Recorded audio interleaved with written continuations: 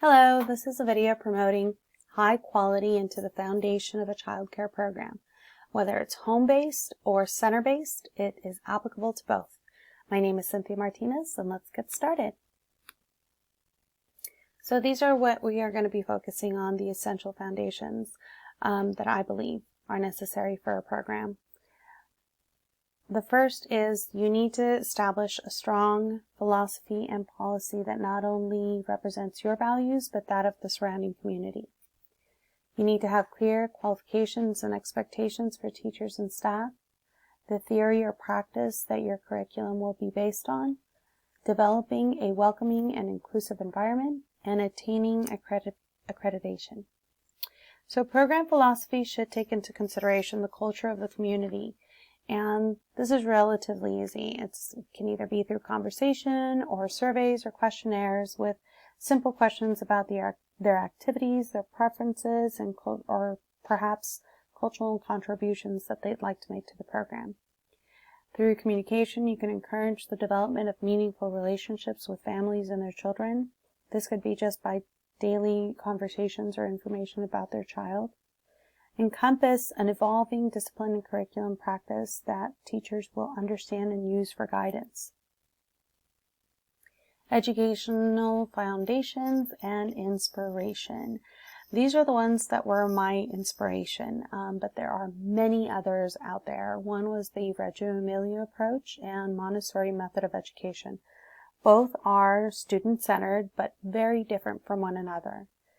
Another one was Bev Boss. She was an inspirational advocate for how children learn best through play. There's also the emergent curriculum, which encompasses student interests and their reaction through content. Theorists Piaget, Vygotsky, and Gardner should be well known and studied, regardless of what philosophy you go through. The NAEYC is an excellent source for guidance and networking. It's also a fantastic starting point for all child care centers and programs. So your policies should promote family inclusion. That could be as simple as monthly newsletters, daily updates. You should be sure that on a daily basis you give parents at least one thing that their children did well during the day. If they're having behavioral issues, then at least end on a positive note. If they can receive a picture of an activity that their child's involved in, that means wonders to them, and it shows that we're doing our job and that we care. You need to promote professionalism and maintain it, and even in front of children. This is applicable specifically to gossiping or negative personal opinions towards students and their families. It's quite different to make an observation than to criticize. For example, instead of saying they're such bad parents, you could say, well, I've noticed he's really tired in the mornings. I wonder if he's staying up. And then making contact with the parents and having a conversation, letting them know that you'd be happy to help, and maybe we can look up some techniques that might help establish an evening routine. You would continue to offer assistance and information to parents and, educate. Share what you know about child development. Don't assume that they've had the education that you've had. Also, clear discipline procedures will provide guidance for teachers and staff. Have discussions about the implementation of restorative practices. Come up with positive and safe solutions to different kinds of scenarios. And not only that, but share your procedures and policies with parents. Accidents and emergency protocols should be known by all and visible to all. From a head bump to a gash on the head, guidelines on what to do should be discussed and practiced by everyone. So teachers and staff, I believe, need to be authentic and genuine in their interest to build a positive learning environment for students. Teacher qualifications should and must include a child development certificate, an associate's degree in child development, and even better, a bachelor's in it or in early childhood education. Teachers should care, and as you can see, it's an acronym for celebrate mistakes. They should celebrate mistakes Whether it's a teacher's mistake or a student mistake, it should be approached as a learning opportunity. Teachers should appreciate differences. They should be inclusive, fair, and model empathy for all kinds of humans. And they should relay feedback. And this goes a little above and beyond the good job. This is more like, I see you work so carefully on building that tower. Or your butterfly is so detailed. Wow, look at all those colors. I can tell you spent a lot of time on it. Or, I noticed you used your words. How did that make you feel? Teachers should also evaluate themselves. As educators, you shouldn't just pretend to know everything. There's always something new to try, because guess what? Not all children are the same. Not all children learn the same or behave the same. So we must always be open to self-reflect and improve ourselves. Why don't you record yourself in action? What would you change? What would you tell yourself if you were evaluating someone else? And how could you improve? Teachers need to feel valued. A person that feels valued will work for you. Instead of pointing out, you didn't change the calendar again, perhaps mention this time, please remember that we need to change the calendar at the end of each month. It's part of the daily lessons. Also, they need to be provided with professional development opportunities. And you don't have to spend a lot of money. This could be as simple as discussions with reference to behavioral issues, managing different family situations, looking up resources or articles or new studies in child development and sharing them in a weekly meeting. These also do need to be up to date though. You need to make sure that all your resources are always up to date.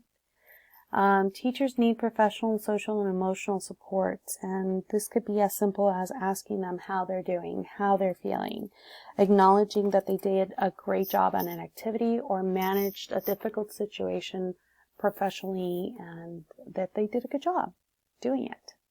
Specific.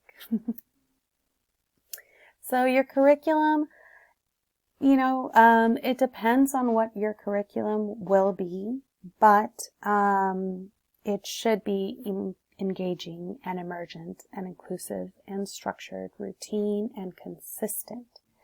It should include goals that meet developmental milestones across all ages. It should set foundations for future learning that encompass Common Core standards. You are training these children for their future education. So you are setting the bar for how they will be learning later, as far as creating an environment that will encompass developing their mindset, their love for learning, their attention span, their writing skills, everything. Activities do need to be developmentally appropriate, and observations and monitoring should be embedded in your root of every lesson. This means that whether they're just writing or coloring, as opposed to us doing paperwork or engaging in side conversations, we should be observing, and therefore we'll be able to see any behavioral issues or learning disabilities that may develop. Your environment should be welcoming for all families and children. It should be culturally inclusive, and that may just it could just mean having visitors with people from the community. Students need to have an open space and enough space to play and learn in. There should be lots of natural light, and that's just to develop an appreciation for nature, having plants, simple things like that. A classroom should be decorated 80% with student classwork, whether it's self-portraits or even just having a wall where they choose what they want to display. Again, visible emergency response plans should be clear and visible for anyone visiting. So accreditation associations. These were accessed from the California Department of Education website. There are many ways of obtaining different kinds of accreditations, and even if you may not make it to meet all the qualifications for one, it's fantastic if you strive for them. The NAEYC also has local chapters like the California, the CAEYC, or the Ventura County VAEYC. They have yearly conferences and meetings that are incredible and wonderful for professional development, and they're very motivational and inspirational. They're great for networking and, again, professional development. These are only a few, and they can be accessed from the California Department of Education website. So a program and its educators should always strive to meet top quality, and that's for every child. A good teacher will always seek to improve, self-reflect, and learn. They will always see the importance of their work in the eyes of every individual child they're caring for. The program, the teachers, the staff, everyone included, even the families, should strive to inspire a love for learning. And we do that all by continuing to learn ourselves. So my resources included a TED Talk by Nick Furman, and it's called Teachers Care, and it's fantastic. You should watch it. The California Department of Education for the accrediting associations, and 15 years of my experience constantly learning and ongoing growth, developing a growth mindset, self-value, and the valor to advocate for the amazing cognitive development of children to parents. Don't be afraid to educate parents. Even just sharing a printout of something will go a long way. You don't know until you know. So also for self-development or self-growth, I would strongly recommend reading Unselfie by Michelle Borba and Mindset by Carol Dweck. Fantastic books. Thank you so much for your time.